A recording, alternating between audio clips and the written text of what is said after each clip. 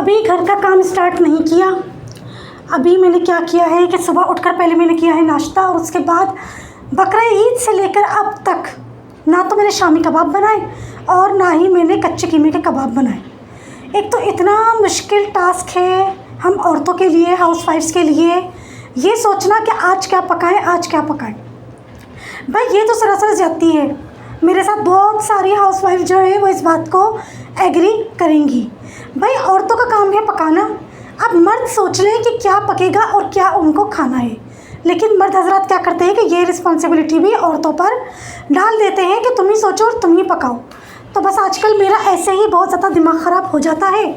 बाजी से या किसी भी सिस्टर से कॉल पे बात होती है तो ये तो ज़रूर सवाल होता है कि आज क्या पकाया या कल क्या पकाया था, ताकि अगर वो चीज़ मैंने नहीं पकाई तो मेरे जहन में आइडिया आ जाए तो चलो मैं पका लूँगी। खैर बहुत जहन लगा के फिर मैंने सोचा कि ना आज कच्चे कीमे के कबाब बना लूँ। मतलब पहले तो मैं बहुत ज़्यादा क्वांटिटी में बनाकर फ्रीज़ किया करती थी ना, लेकिन अब मैंने सोचा कि चलो छोड़ो ज़ेबा, थोड़ी क्वांटिटी में बना लो। एटलीस्ट बकरीद से लेके अब तक ये टाइम हो गया है ना शामी कबाब बने ना कच्चे कीमे के कबाब बने। तो आज मैंने कच्चे कीमे के कबाबों में सुबह जो है वो मैरिनेशन करके रख दी और अभी मैं बैठी हूँ वॉइस ओवर करने।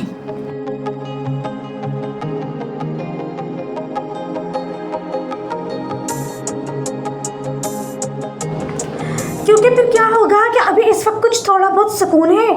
मैं जिस एरिया में जिस लोकेशन पर रहती हूँ, फिर अभी थोड़ी देर के बाद वो पुराना सामान बेचने वाले और ये वो ये XYZ you know very well कि कौन कौन मतलब चला जाता है। फिर सबकी आवाज़ें रिकॉर्ड होती हैं तो अच्छा इंप्रेशन नहीं पड़ता। अभी इस टाइम मुझे कुछ थोड़ा बहुत सुकून फील हो रहा था तो मैंने कहा कि मैं फ़ौरन से जो है वो वॉइस ओवर कर लूँ।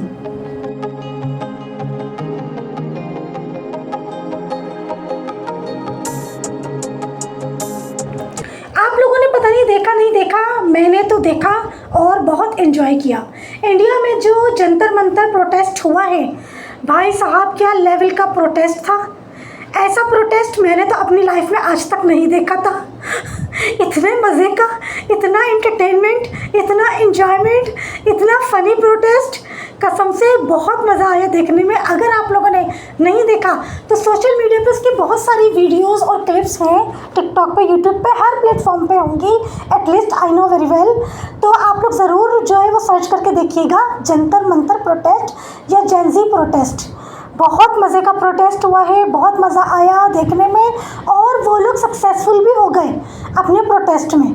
जिसके अगेंस्ट प्रोटेस्ट कर रहे थे उस जो मिशन था उनका, वो लोग अपने उस मिशन में सक्सेसफुल हो भी गए। लेकिन अब पता नहीं देखें हमारे पाकिस्तान के जेंजी स्टूडेंट्स इतनी हिम्मत दिखाते ही नहीं दिखाते। पाकिस्तान में ऐसा कोई प्रोटेस्ट होता ही नहीं होता अपनी हक की आवाज़ उठाने के लिए, अपनी हक की हक लेने के लिए। ऐसा प्रोटेस्ट हमारे पाकिस्तान के जेंजी स्टूडेंट्स करते हैं नहीं करते। बहरहाल इंडिया में जो जंतर मंतर जो जेंजी प्रोटेस्ट हुआ है बहुत मज़ा आया मुझे तो देखने में, बहुत एंजॉय किया मैंने।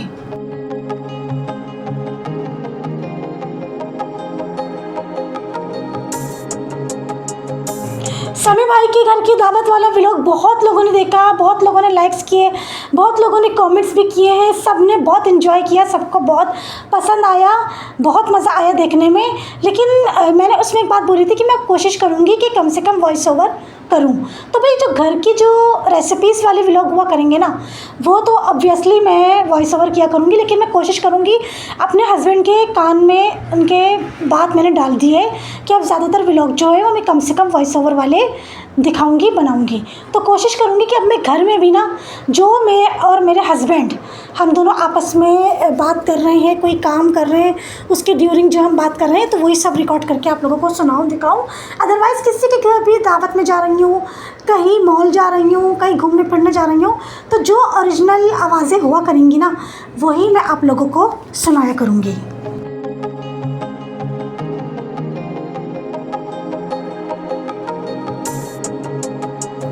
मैं जितने भी अभी शॉर्ट क्लिप्स अपनी अपलोड कर रही हूँ सॉन्ग्स के साथ।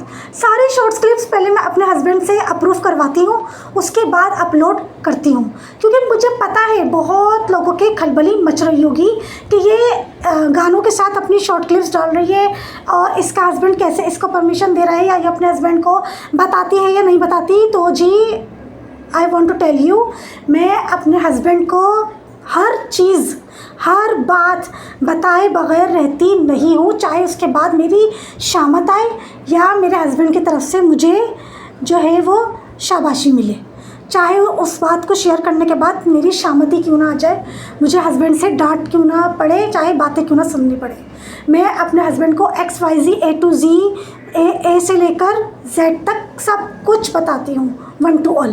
तो जितनी भी शॉर्ट क्लिप्स मैं अपनी सॉन्ग्स के साथ अपलोड कर रही हूँ ना, सब मैं पहले अपने हस्बैंड को अपलोड करने से पहले उनको दिखाती हूँ, फिर उसके बाद अपलोड करती हूँ। बहुत सारी ऐसी वीडियोस मैंने बनाई थी जो मेरे हस्बैंड ने मुझे मना करा कि नहीं ये नहीं डालना, तो मैंने नहीं डाली।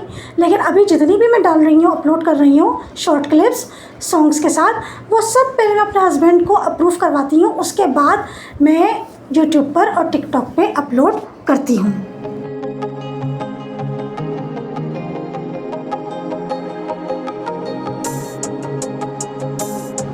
ये ट्यूसडे के दिन का व्लॉग था, जिस दिन हम लोग कुर्तबा मार्केट गए थे। कुर्तबा मार्केट से पहले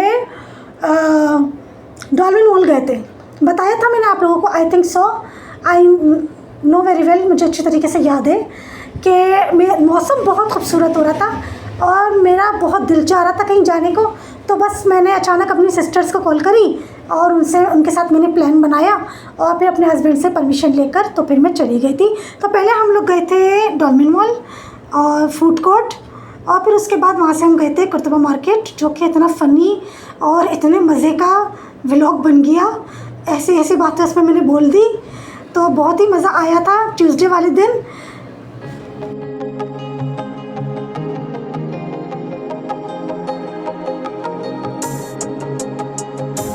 हम लोग जब भी डॉल्फिन मॉल या मैं पर्सनली जब लकी वन मॉल जाती हूँ, रेड एप्पल, कबाबजीज, KFC, इन 3 के अलावा अब हम लोग कुछ भी ट्राई नहीं करते, क्योंकि बहुत तजुर्बे, बहुत एक्सपेरिमेंट हो गए हैं, बहुत पैसों की लग गई है बर्बादी। चाइना ग्रिल मेरी तरफ से बिल्कुल भी रिकमेंडेड नहीं है, बिल्कुल भी रिकमेंडेड नहीं है, बहुत ही बकवास चाइना ग्रिल, कभी भी मत जाइएगा पैसे का बर्बाद करने के लिए। और भी बहुत सारे ऐसे फ़ास्ट फूड रेस्टोरेंट्स हैं जो कि वाकई वेस्टेज ऑफ मनी है, तो इसलिए अब हम लोग तजुर्बे नहीं करते। अब हम लोग को कुछ भी नया खाना होता है ना, ट्राई करना होता है, तो हम रेड एप्पल, कबाबजीज या KFC का ही उसी में ही सर्च करते हैं और उसी में से ही हम लोग लेने की, ऑर्डर करने की कोशिश करते हैं। इसके अलावा हम किसी भी ब्रांड का खाना पसंद नहीं करते, क्योंकि बहुत पैसों की हो गई है बर्बादी। भाई साफ बात है, मेरे तो अगर 50 रुपये भी ज़ाया होते हैं ना, तो मैं तो सदमा लेकर बैठ जाती हूँ, क्योंकि मेरे हस्बैंड बहुत मेहनत से कमाते हैं। सुबह के 5 बजे जाते हैं, शाम को 7:30 बजे आते हैं।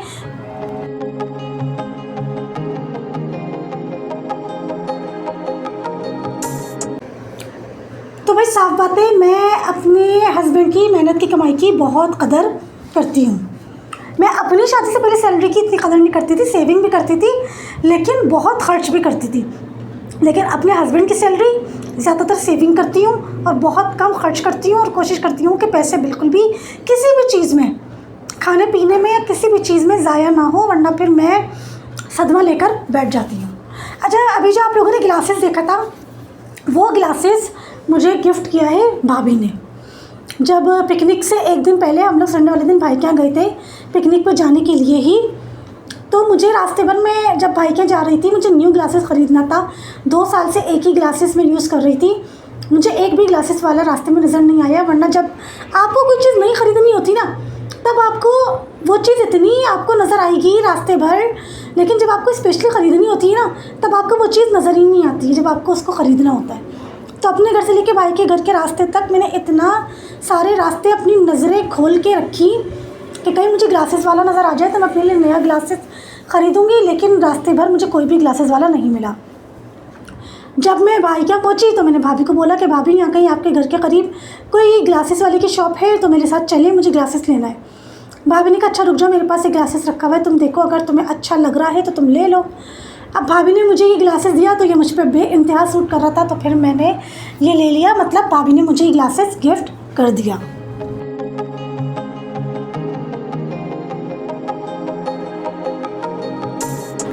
और जो पिकनिक वाले व्लॉग में, जो पिकनिक वाले दिन मैं सर पे रुमाल स्कार्फ बांधी हुई थी, वो भी मुझे भाभी ने गिफ्ट किया था।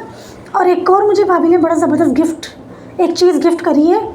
तो ये सब चीज़ें भाभी ने मुझे काफ़ी अरसे के बाद, काफ़ी साल के बाद, शादी से पहले तो बहुत करती थी, लेकिन शादी के बाद अब जाके मुझे उन्होंने गिफ्ट किया, जो कि मुझे बेइंतहा खुश हुई, क्योंकि तीनों चीज़ें मुझे बहुत पसंद आई और तीनों चीज़ें मैंने इस्तेमाल करी। तो मुझे मतलब इस्तेमाल करने में बहुत मज़ा आया, बहुत अच्छा लगा। तो इस तरीके से तोहफ़े तोहफ़ देने से ना मोहब्बत बढ़ती है।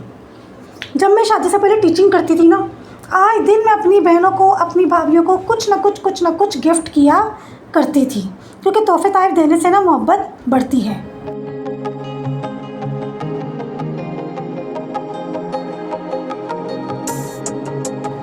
डॉलमेन मॉल में बहुत इंजॉय किया, बहुत मज़ा आया। खा पी के अपने हस्बैंड के लिए KFC का जिंगर बर्गर लेकर फिर हम लोग निकले थे और फिर हम लोग गए थे कुर्तुबा मार्केट। थोड़ा सा ही हम लोग तारिक रोड घूमे थे, फिर उसके बाद हम चले गए थे कुर्तुबा मार्केट, जो कि कुर्तुबा मार्केट में भी बहुत मज़ा आया था। लेकिन बस मैं थक बहुत ज़्यादा गई थी, क्योंकि मुझे बहुत आगे जाना होता है, मेरा घर बहुत दूर है, तो इस वजह से भी मैं बहुत ज़्यादा थक जाती हूँ। अगर मेरा भी घर तारिक रोड से करीब हो तो तब मुझे इतनी थकन ना हो, लेकिन मेरा घर बहुत दूर है, तो इस वजह से मुझे बहुत ज़्यादा हो गई थी थकन।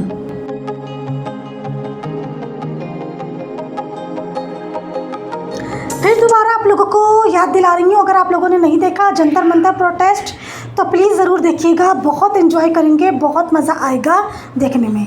यहीं तक था मेरा आज का व्लॉग। आई होप आज का व्लॉग भी अच्छा लगा होगा। मिलूंगी आप लोगों के साथ एक नए मज़ेदार से व्लॉग में। अपना बहुत सारा ख्याल रखिएगा, चैनल को सब्सक्राइब कर दिएगा, वीडियो को लाइक और शेयर करके एक अच्छा सा कॉमेंट कर दिएगा। तब तक के लिए अल्लाह हाफिज़, गुड बाय।